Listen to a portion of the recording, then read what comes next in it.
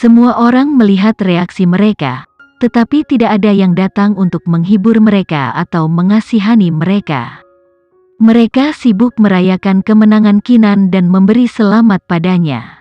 Wajah Lydia dan Herman berubah menjadi lebih buruk menyaksikan bagaimana Kinan menjadi pusat perhatian.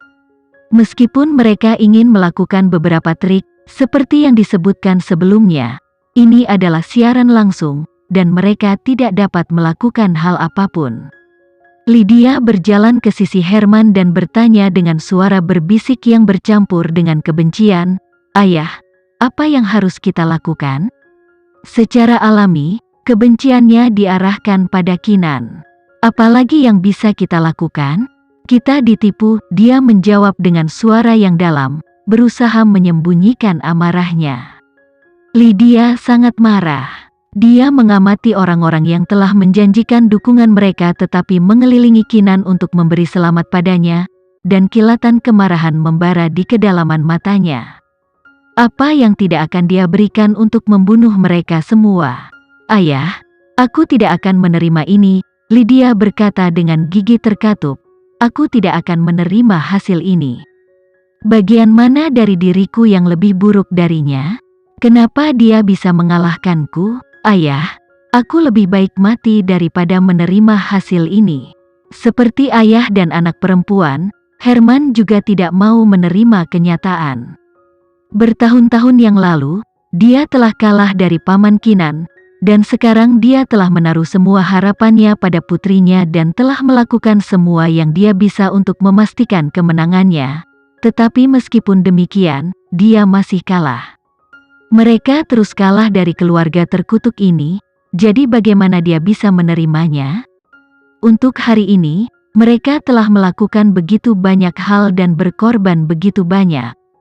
Pada akhirnya, usaha mereka tidak lebih baik dari seorang wanita tak dikenal yang menerobos masuk ke tempat kejadian, jadi tentu saja, mereka akan menantang hasilnya. Herman sangat tidak puas dengan hasilnya sehingga dia hampir batuk darah. Dia mencengkeram tinjunya dan cahaya jahat melintas di matanya. "Jangan khawatir, kita belum kalah. Kita masih memiliki kesempatan untuk membalikkan keadaan." Lydia terkejut sebelum pemahaman muncul. "Ayah, maksudmu?" Herman menatapnya dan menyeringai dingin. "Itu benar, kita masih satu kartu terakhir yang bisa kita gunakan untuk menghancurkannya sepenuhnya. Jadi bagaimana jika dia menang? Presiden akhirnya akan jatuh ke tangan kita."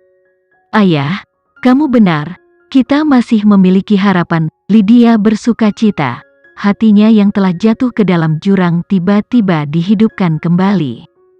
Dia gelisah dengan kegembiraan. Dia tidak sabar untuk menghancurkan Kinan, untuk mendapatkan kembali semua yang pantas dia dapatkan. Ketika ayah dan anak perempuan itu bersenang-senang, mereka tidak memperhatikan Kinan berjalan ke arah mereka.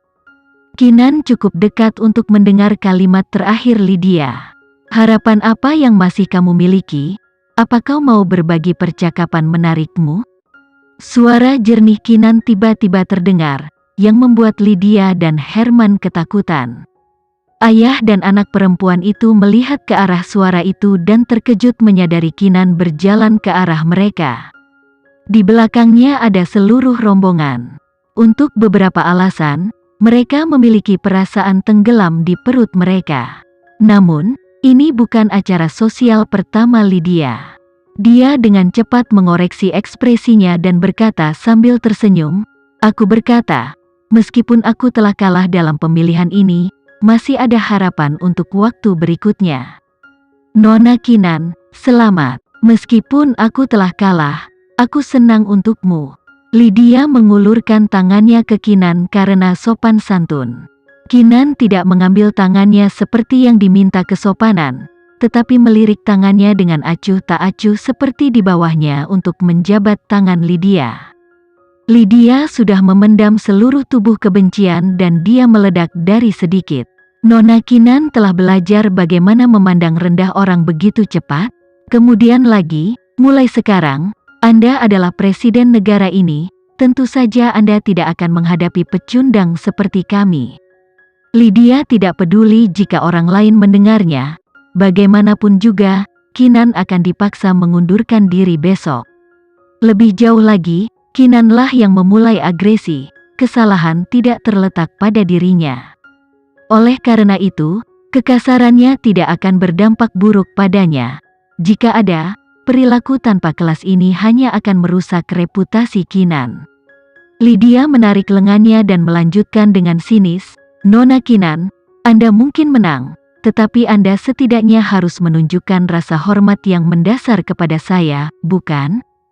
Saya baru saja kalah dalam pemilihan, tetapi itu tidak berarti bahwa saya harus menolak sopan santun. Dengan kata lain, Anda meminta saya untuk menghormati Anda?" Kinan bertanya dengan acuh tak acuh.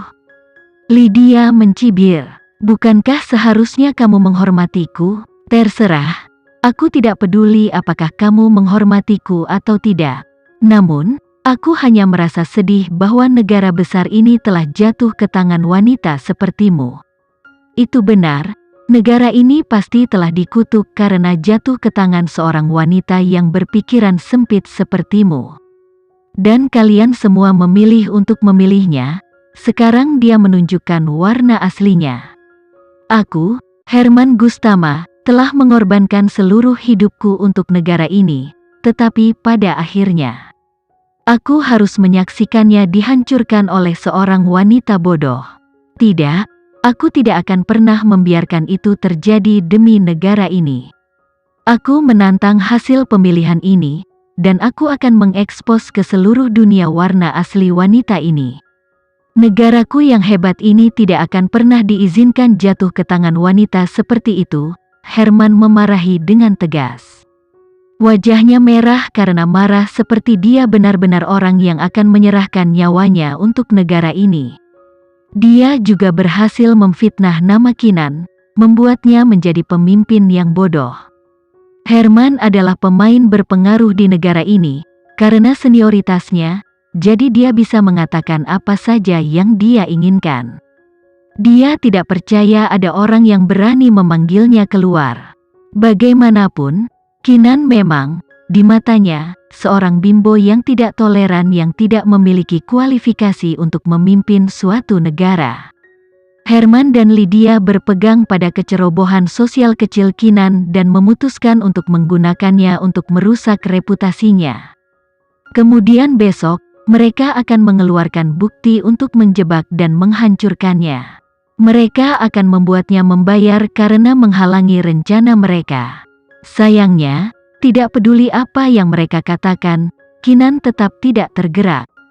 Bahkan orang-orang di sekitarnya tidak menunjukkan banyak reaksi. "Apakah kalian berdua sudah selesai?" Kinan bertanya dengan alis terangkat. Lydia marah sekali lagi menyaksikan ketenangan yang membuat marah Kinan. "Kinan, apa maksudmu dengan itu? Atau kamu berani mengatakan kami salah?"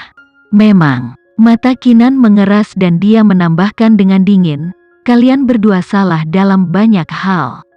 "Apa maksudmu?" Lydia sangat marah. Kinan tersenyum dingin dan berkata, "Apa maksudku? Aku yakin kamu tahu maksudku." Lydia dan Herman terkejut. "Kamu bayi perempuan kecil yang masih bau kencur. Memandang rendah orang lain adalah satu hal yang salah. Sekarang kamu melemparkan tuduhan padaku?" "Aku, Herman Gustama, bersumpah demi hidupku, aku akan melawanmu sampai nafas terakhirku. Anda buta mungkin telah memilih dia, tapi warga negara ini tidak akan ditipu oleh wanita ini. Saya akan mengekspos Anda dan memberitahu seluruh dunia wanita bejat macam apa Anda. Dan saya berani mengatakan kata-kata itu sekarang karena saya tidak takut Anda datang untuk mencari saya untuk membalas dendam. Siapapun yang berani berpihak padanya akan menjadi musuh bebuyutan keluarga Gustama." Herman meraung keras. Dia pikir dia bisa membuat semua orang di sana tunduk. Sayangnya, Kinan hanya tersenyum pada dirinya sendiri dan berkata, "Apakah kamu sudah selesai?" "Kamu." Herman siap meledakkan aneurisma. "Apakah wanita ini benar-benar tidak takut padaku?"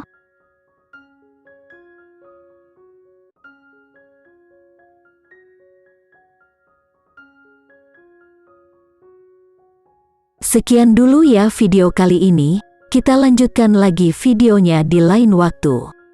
Oh iya, bagaimana menurut kalian? Semoga bisa sedikit menghibur kalian semua.